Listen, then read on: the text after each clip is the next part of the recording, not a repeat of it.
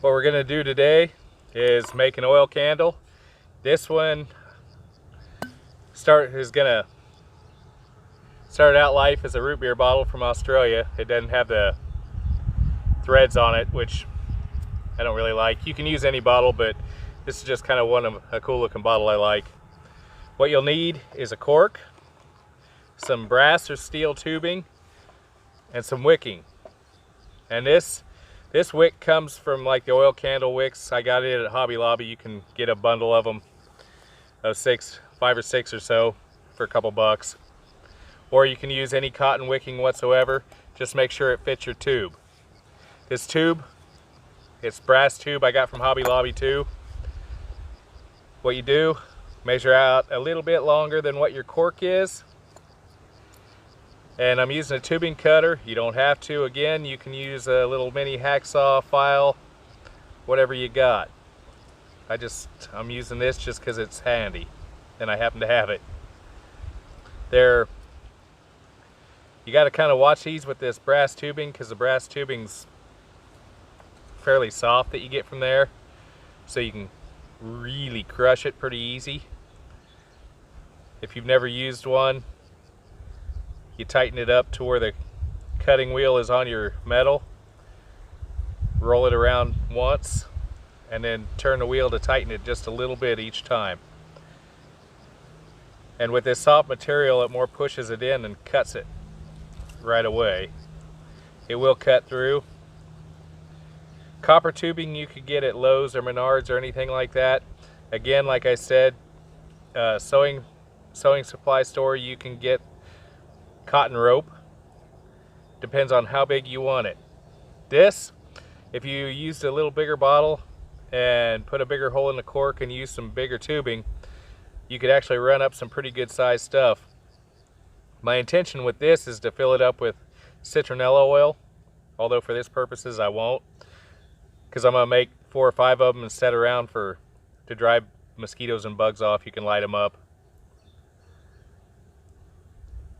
Okay, now that that's cut, the trick is, as you can see, I'll zoom in, the cut, where you cut, it kind of pushes it in and forms a burr on the inside.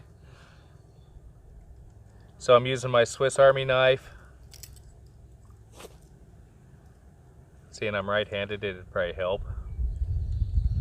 And you just easily take the burr out, very carefully.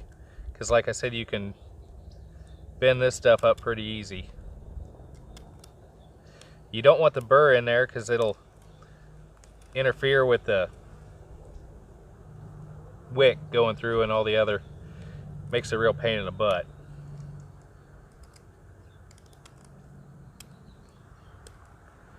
Okay, once you got it opened up a little bit, the other thing I do, since this is brass and it's really soft, and you got to be careful doing this, because you can cut the hell out of yourself, is I just use the edge and take out the burr,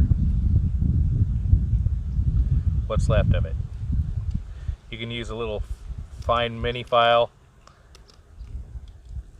but in this case I'm not going to. Okay, then you want the ream back out. Find the center of your cork. You need a hole in your cork. Makes it easier to push that brass tube through. So just start using you can use a drill bit. Again, don't happen to have one handy, so we're doing it this route.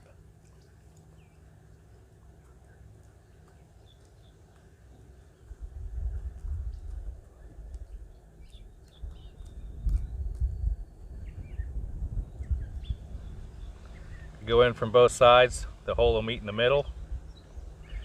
You want to make sure your cork is a good fit for your bottle.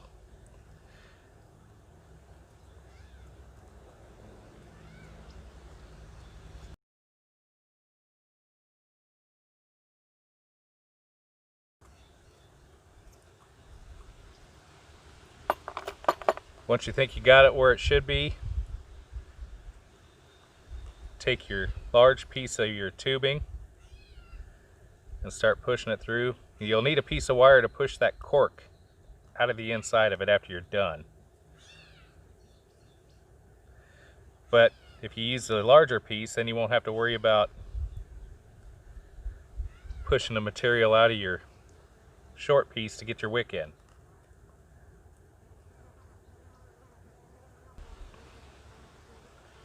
You want to be careful doing this because some of these corks anymore are kind of cheap and you can blow them up. It's really kind of sad.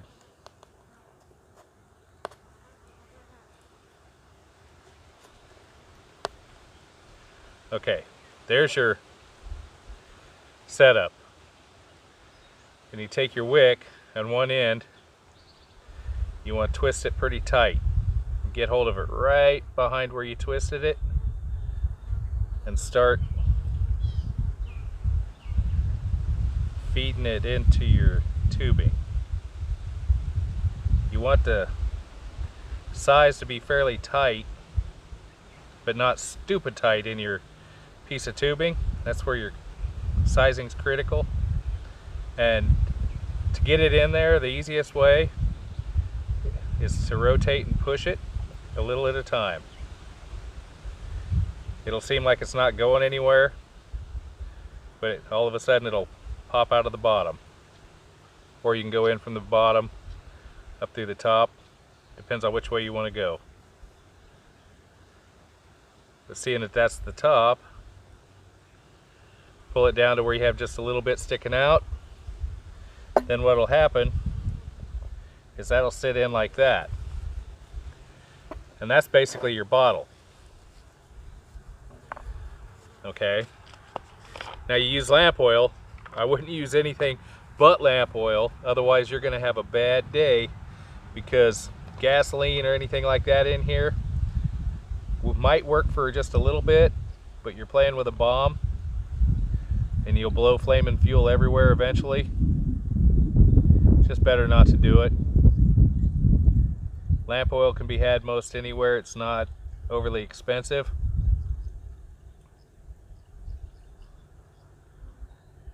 And like I said, if you're using citronella oil, you can use this at night. Set up around wherever you're at to keep the bugs at bay. And this will hold a pretty good charge of oil. The other thing that can be done if you have two corks is once you blow it out, to keep it from evaporating, take a cork that you haven't punched a hole in, and then you can set it in there and have just trade out corks when you go to light it. We'll see how that goes.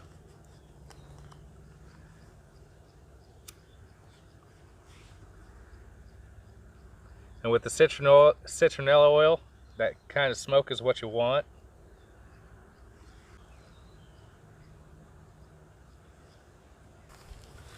On these, before you use them, if you carefully soak your cork with water,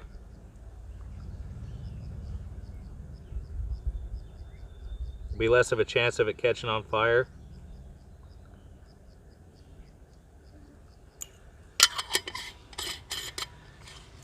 Don't get the water in the wick.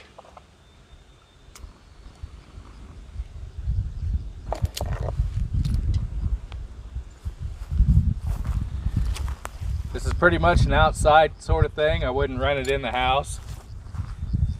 Things happen. I would put it in a bowl of sand or something like that, just in case.